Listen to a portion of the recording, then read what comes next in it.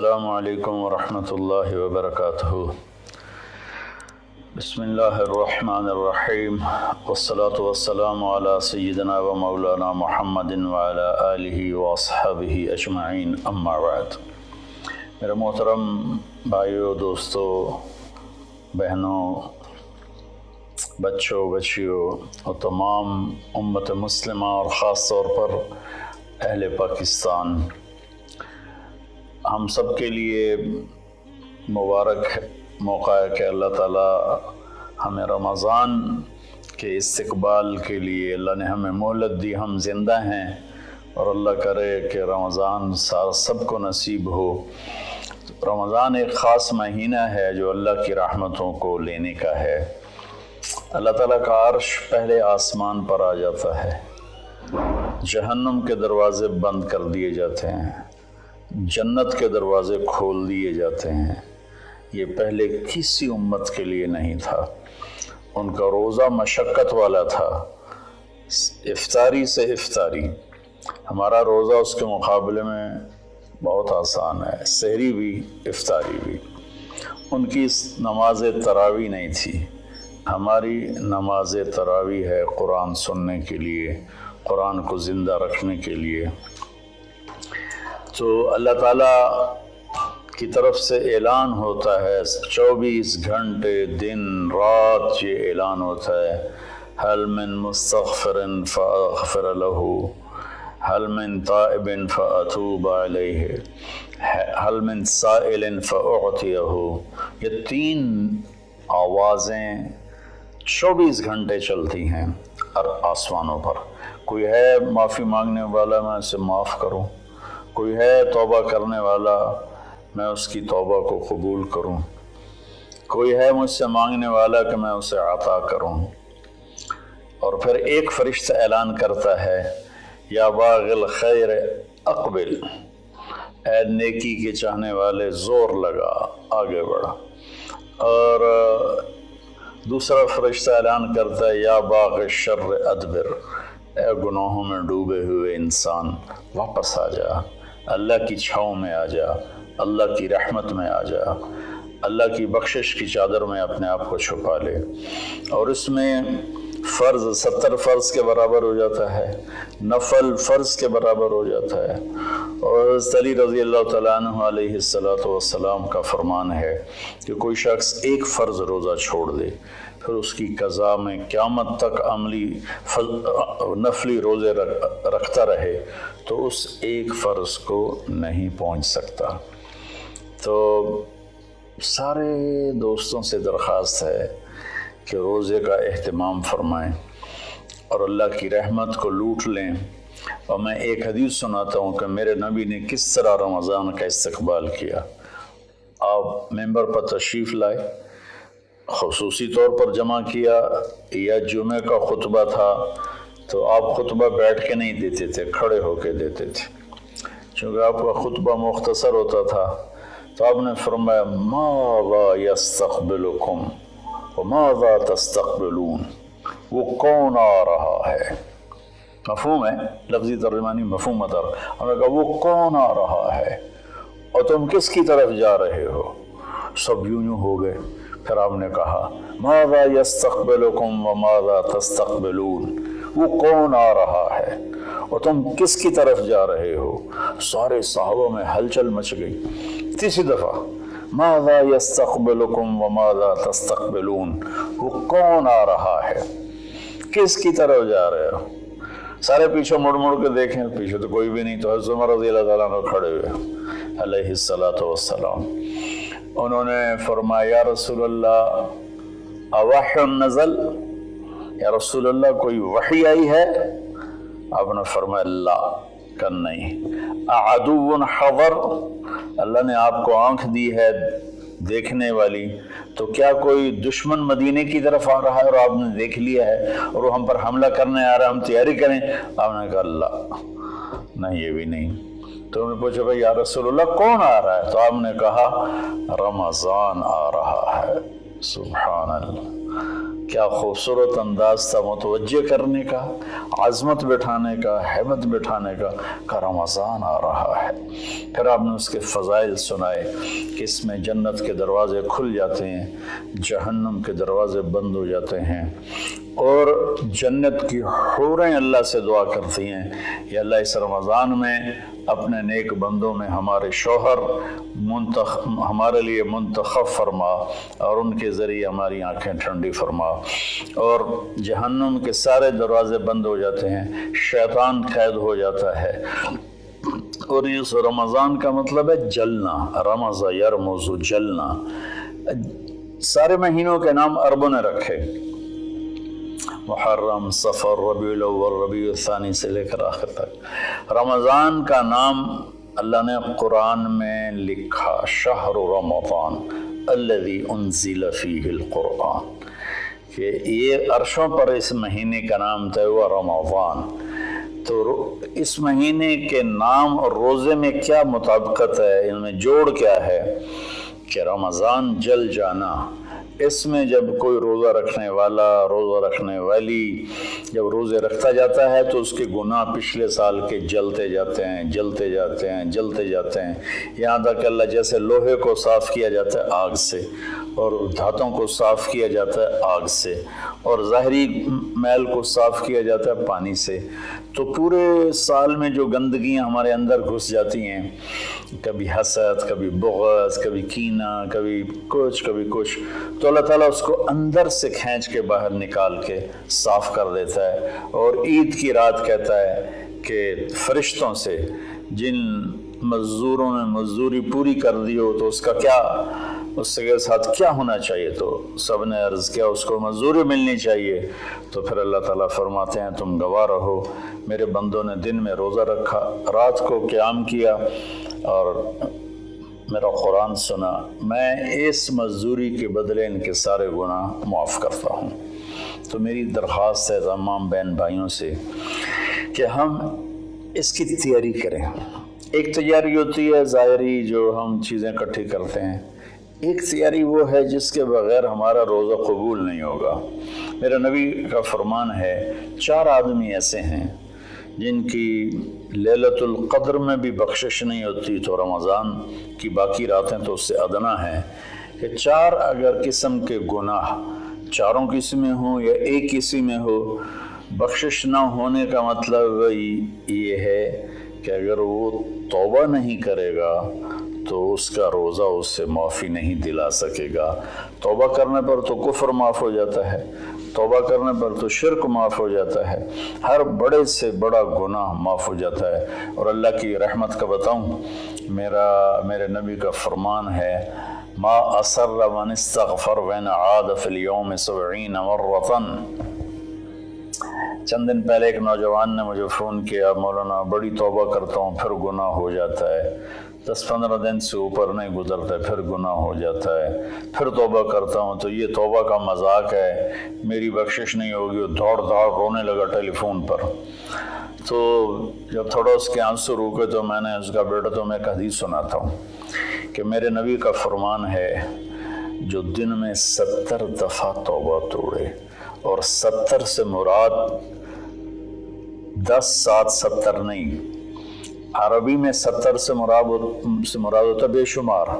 मेरे नबी ने फरमाया कि जो दिन में 70 दफ़ा तौबा तोड़े और फिर तौबा कर ले सच्चे दिल के साथ, तो मेरे रब की नज़रों में वो महबूब है, वो उसका प्यारा है, चाहे वो बार बार तौबा तोड़ता है लेकिन उसके बाद वो रोता है, माफ़ी मांगता है, और आखिरी सांस तक अल्लाह ने तौबा का दरवाज़ा खुला रखा है। बाबु तौबत मफ्तूहन मा लम युगरगर, जब तक गले का वो घुंघरू बंद नहीं होता उस वक्त तक अल्लाह ताला बंदे की तौबा के लिए दरवाज़ा खोल के बैठा होता है। मौत नज़र आने लगे फिर कहे या अल्लाह मेरी तौबा, तो वो कबूल नहीं है, लेकिन उससे 1 मिनट पहले उसे पता ना हो वो तौबा कर ले तो अल्लाह उसकी तौबा माफ़ करता है। मैं एक दफ़ा जमात में गया नवाबशाह, तो एक घर में बड़े वडेरों को इकट्ठा किया, تو آخر میں توبہ کراتا ہوں، کہو یا اللہ میری توبہ، یا اللہ میری توبہ، یا اللہ میری توبہ۔ تو اس میں ایک وڈیرا صاحب تھے، بڑی بڑی مونچھیں تھیں، بڑا ہیوی ویٹ، ان کی آواز سب سے بلند تھی، یا اللہ میری توبہ، یا اللہ میری توبہ، یا اللہ میری، اور ساتھ رو رہے تھے زار و قطار۔ واہ میرے رب! یہ بیان تھا ظہر سے پہلے۔ وہ گھر گئے ہیں اور رات کو ہارٹ اٹیک ہوا اور ان کا انتقال ہو گیا۔ ساری زندگی نافرمانی میں تھی۔ مجھے لوگوں نے بتایا کہ وہ بڑے کوئی اچھا زندگی کا رخ نہیں تھا، لیکن میں یقین سے کہتا ہوں کہ اس دن کی ان کی توبہ نے ان کو اللہ کی بارگاہ میں محبوب بنا دیا، مقرب بنا دیا۔ تو میں صرف 4 باتیں ہیں میرے بھائی بہنوں۔ ایک ہے مدمن خمرن، جو مستقل شرابی ہو اور شراب کا عادی ہو، اس کی رمضان کے روزے سے بخشش نہیں ہوتی۔ عاقل لوالدیہ، جو والدین کو پرزے کر دے۔ والدین کا اونچا بول کبھی کبھی بولا جاتا ہے، کبھی بدتمیزی ہو جاتی ہے، اس کو نافرمانی نہیں کہتے۔ جو اپنے والدین کے دل کے ٹکڑے آنکھ پھاڑنے کو کہتے ہیں۔ یہاں اللہ تعالیٰ نے، اللہ کے نبی نے نافرمانی کا لفظ استعمال نہیں کیا، بلکہ حقوق کا مطلب کسی چیز کو پھاڑ کے پرزے کر دینا۔ تو جو ماں باپ کو اتنا زخمی کرے کہ ان کی آہیں نکلیں، ان کے آنسو نکلیں، اس کی بھی بخشش نہیں ہوگی۔ تیسرا، جو قاطع الرحم، جو رشتہ داروں سے لڑتا رہتا ہو، کسی سے نہ بنا کے رکھے، نہ بھائی سے، نہ بہنوں سے، نہ چاچے سے، نہ مامے سے۔ ماں اور باپ کی طرف سے جتنے رشتے ہیں وہ رشتے ذوی الارحام کہلاتے ہیں۔ جو ان رشتوں کو توڑتا ہے اور ان سے لڑتا بھڑتا ہے، اپنے آپ کو سپیریئر سمجھتا ہے، یہ سب گند ہے، یہ سب ایسے ہیں، ایک اس کی بخشش نہیں ہوتی۔ اور چوتھا ہے المشاحن، جو دل میں کسی کے لیے بغض پالتا ہو، نفرت رکھتا ہو، حسد رکھتا ہو۔ المشاحن کا لفظ ان ساری چیزوں پر ہے۔ تو میرے بھائی بہنوں، اس میں جو چیز سب سے زیادہ عام ہے نا، وہ آخری ہے۔ ہر آدمی شرابی نہیں ہے، اللہ کا فضل ہے، کروڑوں مسلمانوں نے کبھی شراب کو دیکھا بھی نہیں ہے۔ ہر آدمی ماں باپ کا نافرمان نہیں ہے، ہر آدمی اپنے رشتہ داروں سے لڑا ہوا نہیں ہے، لیکن ہر آدمی اپنے دل میں کسی نہ کسی کا بغض پالے بیٹھا ہے، کسی نہ کسی کی نفرت لیے بیٹھا ہے، کسی نہ کسی کا حسد لیے بیٹھا ہے، کسی پر غصہ لیے بیٹھا ہے۔ یہ چونکہ انسان کی فطرت ہے کہ وہ منفی چیزوں کی طرف جلدی جاتا ہے، نیگیٹیوٹی کی طرف ایسے جاتا ہے جیسے پانی اوپر سے نیچے، اور پازیٹیو چیزوں کی طرف جانا مشکل ہوتا ہے جیسے نیچے سے اوپر جانا۔ تو اس میں پھر آدمی پھسل جاتا ہے۔ ایک اس ہمارے سوشل میڈیا نے اس طرح نفرت پھیلا دی ہے، جھوٹی باتیں کر کے، جھوٹے عنوان لگا کر۔ تو میری گزارش ہے سارے بہن بھائیوں سے، ہم رمضان کی تیاری کریں۔ کیا تیاری کریں؟ ہم اللہ نہ کرے کوئی شرابی ہو، کوئی ہے تو اللہ کے واسطے توبہ کر لے۔ اللہ نہ کرے کہ کوئی ماں باپ کا نافرمان ہو، ہیں بہت سے ہیں، کوئی ہیں تو وہ توبہ کر لیں۔ اللہ نہ کرے کوئی رشتہ داروں سے لڑتا رہتا ہو، کوئی ہے تو وہ توبہ کر لیں۔ میرا رب نہ کرے کہ ہمارے دلوں میں میل ہو، ہم اپنی میل کو صاف کر لیں۔ میرے نبی نے فرمایا کہ اے میرے بیٹے انس، میری ایک عظیم الشان سنت ہے، میں شارٹ کٹ کر کے بتا رہا ہوں، اگر تو اس پہ قابو پا گیا تو تو جنت میں میرا ساتھی بن جائے گا۔ اور وہ یہ ہے کہ اس دل کو پوری دنیا کے انسانوں کے کھوٹ سے پاک کرتے۔ لیس فی قلبک غش لأحد فافعل۔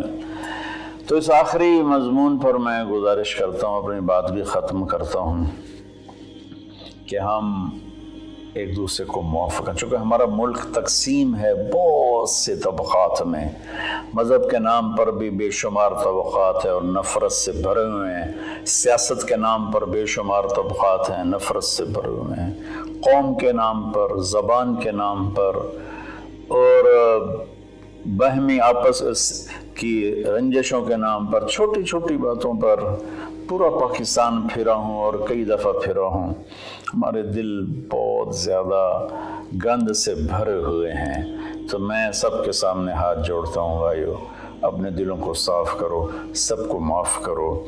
मैं सबसे पहले सारे सामाईन से माफ़ी मांगता हूँ कि अगर मेरी वजह से किसी मेरे भाई बहन का दिल दुखा हो, चूँकि बोलने वाला नबी नहीं होता, बोलने वाला इंसान होता है और कभी भी नहीं हो सकता कि वो ख़ता ना करे, ये नामुमकिन है। सिर्फ वही की सिफत है, ख़ता से पाक है।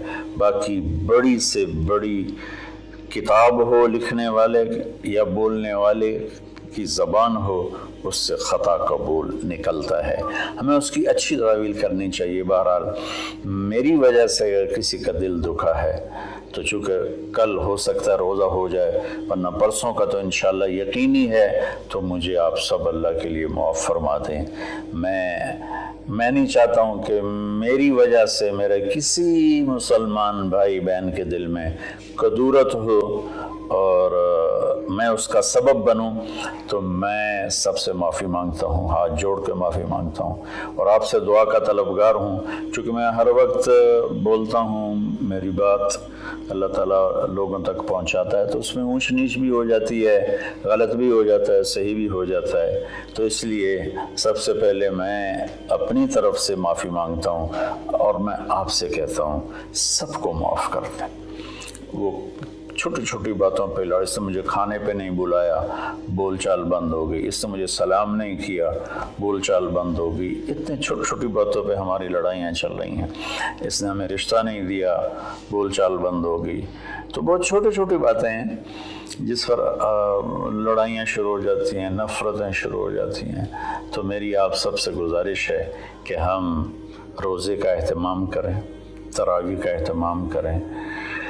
रमज़ान में कुरान उतरा और रमज़ान की सबसे बड़ी इबादत कुरान की तिलावत है। सारे ज़िक्र अज़कार सिवाय जो सुन्नत अज़कार हैं वो करके बस सारा दिन आप कुरान पढ़ें। मेरे एक दोस्त हैं, मेरे साथी थे रायमंड में, मौलवी सनाउल्लाह साहब, वो रमज़ान में एक दिन में कुरान ख़त्म करते हैं। अब बीमार हो गए तो 3 दिन में करते हैं। उनका सारे साल का मामूल है, 3 दिन में कुरान ख़त्म करते थे। अब काफ़ी बीमार हैं, अब पता नहीं उनकी क्या सूरत हाल है, बांग्लादेश में होते हैं, लेकिन उनका आम मामूल था ज़्यादा से ज़्यादा 1 हफ़्ता कुरान ख़त्म। तो हम बाकी नफली इबादत, इशराक है, अवाबीन है, चाश्त है, सारा कुछ करें, लेकिन एक तरावी का एहतमाम करें कि हर सजदे पे 1500 नेकी लिखी जाती है। और एक कुरान की तिलावत का एहतमाम करें, झूठ ना बोलें, गीबत ना करें, हसद ना करें, बोझ ना रखें, माँ बाप से नाराज़गी ना हो, शराब से दूरी हो। ये चंद चीज़ें हैं। और इस वक्त हम एक बड़ी मुश्किल से गुज़र रहे हैं जो कि एक वबाई मरज़ की शक्ल में पूरी दुनिया पे छा गई है।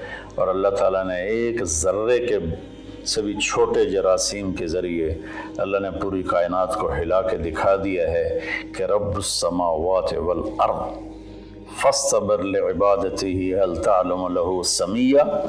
क्या चैलेंज है इस लफ्ज़ में। अल्लाह कहता है कोई तेरे रब के मुकाबले में आने वाला है? सुभान अल्लाह। तो अल्लाह ने ताकतों को झुका दिया और उनके नाक ज़मीन पे रगड़वा दिए। तो इस वक्त ना हमारे मालदार लोग तकलीफ़ उठा रहे हैं। कई मेरे दोस्तों ने बताया कि अरबों रुपए का माल तैयार किया क्योंकि हमारा सीज़न था और वो स्टॉक हो गया, सारा पैसा उसमें पड़ा हुआ है, ख़रीदार कोई नहीं है, उधार भी कोई नहीं लेता है। तो सबसे ज़्यादा जो मुतासर है वो हमारे गरीब लोग, दिहाड़ीदार और रोज़ाना की मेहनत करने वाले, रेड़ी वाले, छाबड़ी वाले, साइकिल पे फेरी लगाने वाले और अपनी कुदाल लेकर चौक में बैठे होते हैं कि कोई काम पर ले जाए। तो मैं हाथ जोड़ता हूँ, अपनी ज़कात जितनी आप निकाल सकते हैं इन गरीबों को ढूंढ ढूंढ कर इनके घरों तक पहुँचाएँ। चूँकि एक लॉकडाउन की शक्ल बनी हुई है तो एहतियात से चलना फिरने की तो इजाज़त है, गवर्नमेंट ने दी हुई है।